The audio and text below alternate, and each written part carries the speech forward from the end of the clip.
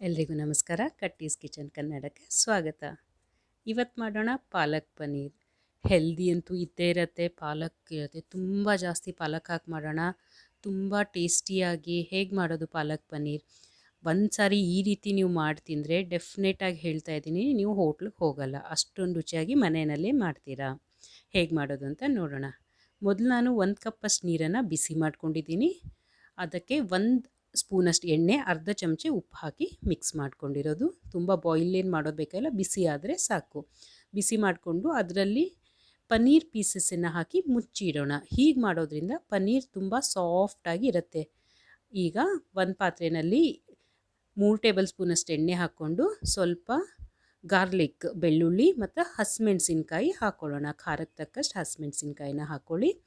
ಮತ್ತು 2 ಈರುಳ್ಳಿನ ಕಟ್ ಮಾಡಿ ಹಾಕ್ಕೊಂಡಿದ್ದೀನಿ. ತುಂಬ ಸಣ್ಣ ಏನು ಬೇಕಾಗಿಲ್ಲ, ಎವ್ರೇಜಾಗಿ ಹಾಕ್ಕೊಳ್ಳಿ. ಒಂದು 5 ನಿಮಿಷ ಹುರ್ಕೊಂಡು ಅದಕ್ಕೆ ಒಂದು 20ರಿಂದ 25 ಗೋಡಂಬಿ ಮತ್ತು 2 ಟೊಮ್ಯಾಟೊ, ಹೆಚ್ಚಿರೋ ಟೊಮ್ಯಾಟೊ. ಇದೇನಿವೆ ಪೇಸ್ಟ್ ಆಗುತ್ತೆ, ಅದಕ್ಕೆ ನಾವು ಸ್ವಲ್ಪ ದಪ್ಪ ಹೆಚ್ಚಿಕೊಂಡ್ರೂ ಪರವಾಗಿಲ್ಲ. ಇದಕ್ಕೆ 250 ಗ್ರಾಮ್ ಅಷ್ಟು, ಒಂದು ದೊಡ್ಡ ಕಟ್ಟಷ್ಟು ಪಾಲಕನ್ನು ತೊಳೆದು ಹೆಚ್ಚಿಕೊಂಡು ಹಾಕಿದ್ದೀನಿ. ಇದನ್ನು ನೀರು ಹಾಕಬೇಡಿ, ಹೀಗೆ ಕೈ ಆಡಿಸ್ತಾ ಇರಿ. ಇದು ಒಂದು 5-6 ನಿಮಿಷ ತೊಗೊಳತ್ತೆ. ಅಷ್ಟಿಗೆ ಅದು ತಾನೇ ಸಾಫ್ಟಾಗಿ ಬೆಂದ್ಕೊಳ್ಳುತ್ತೆ ಸೊಪ್ಪು. ನೀರು ದಯವಿಟ್ಟು ಆ್ಯಡ್ ಮಾಡಬಾರ್ದು ಇದಕ್ಕೆ, ಇದರದ್ದೆಲ್ಲ ನ್ಯೂಟ್ರಿಯೆಂಟ್ಸ್ ಹೋಗಿಬಿಡತ್ತೆ. ಅದಕ್ಕೆ ನೀರನ್ನು ಆ್ಯಡ್ ಮಾಡಬೇಡಿ. ಎಲ್ಲ ನ್ಯೂಟ್ರಿಯೆಂಟ್ಸು ನಮಗೆ ನಮ್ಮ ಬಾಡಿಗೆ ಸಿಗಬೇಕು ಅಂದರೆ ಇದನ್ನು ನೀರು ಹಾಕ್ತೆ ಹೀಗೆ ಬೇಯಿಸ್ಕೋಬೇಕು. ಬೇಯಿಸ್ಕೊಂಡು ಒಂದು 5 ನಿಮಿಷ ತಣ್ಣಗಾಗಕ್ಕೆ ಬಿಟ್ಟು ಇದನ್ನು ಮಿಕ್ಸಿ ಜಾರಲ್ಲಿ ಹಾಕ್ಕೊಳ್ಳೋಣ. ಇದನ್ನು ಚೆನ್ನಾಗಿ ನಾವು ಮಿಕ್ಸಿನ ಈಗ ಹಾಕ್ಕೊಂಡು ಪೇಸ್ಟ್ ಮಾಡ್ಕೊಂಡಿದ್ದೀನಿ. ಇದನ್ನು ನೋಡಿ ಎಷ್ಟು ಚೆನ್ನಾಗಿ ಬಂದಿದೆ ಅಲ್ಲ ಕಲರು. ಹೀಗೆ ಫೈನ್ ಪೇಸ್ಟ್, ತುಂಬ ಚೆನ್ನಾಗಿ ಸಾಫ್ಟಾಗಿ ಪೇಸ್ಟ್ ಆಗಬೇಕು. ಹಾಗೆ ಉಳಿದಿರೋದನ್ನು ಮತ್ತೆ ಹಾಕ್ಕೊಂಡು ಪೇಸ್ಟ್ ಮಾಡ್ಕೋತಾ ಇದ್ದೀನಿ. ನಾನು ಇದಕ್ಕೆ ಉಪ್ಪು ಅದೇನೂ ಸೇರಿಸಿಲ್ಲ. ಇವಾಗ ಮುಂದೆ ನಾವು ಸಬ್ಜಿ ಮಾಡೋವಾಗ ಉಪ್ಪು ಸೇರಿಸೋಣ. ಬರೀ ಈಗ ಪೇಸ್ಟ್ ಮಾಡ್ಕೊಂಡಿರೋದು ನೋಡಿ ಎಷ್ಟೊಂದು ಜಾಸ್ತಿ ಆಗುತ್ತೆ. 5ರಿಂದ 6 ಜನ ಆರಾಮಾಗಿ ಇನಫ್ ಆಗಿ ಊಟ ಮಾಡ್ಬೋದು, ಅಷ್ಟೊಂದು ಕ್ವಾಂಟಿಟಿನಲ್ಲಿ ರೆಡಿ ಆಗುತ್ತೆ. ಈಗ ಮತ್ತೆ ಅದೇ ಪಾತ್ರೆ ನಾನು ಒರೆಸ್ಕೊಂಡ್ಬಿಟ್ಟು ಹಾಕಿರೋದು.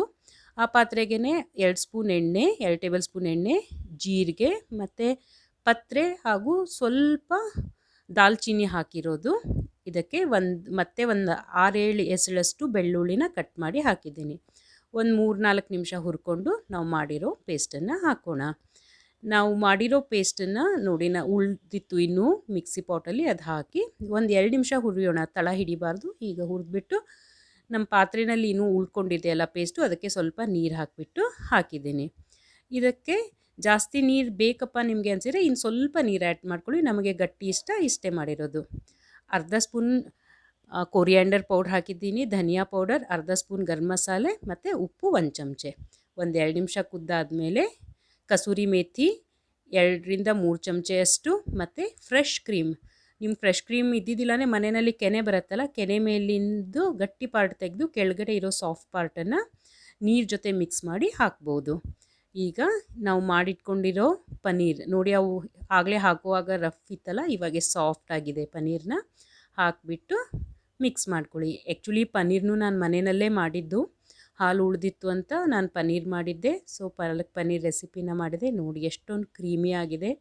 ಹೀಗೆ ತುಂಬ ಡಿಫಿಕಲ್ಟ್ ಇಲ್ಲದೆ ಈಸಿಯಾಗಿ ರೋಟಿ, ನಾನ್, ಚಪಾತಿ ಮತ್ತು ರೈಸ್ ಜೊತೆಗೆ, ಜೀರಾ ರೈಸ್ ಜೊತೆಗೆ ತುಂಬಾ ಚೆನ್ನಾಗಿರುತ್ತೆ. ಡೆಫಿನೆಟ್ಲಿ ಟ್ರೈ ಮಾಡಿ ನೋಡಿ.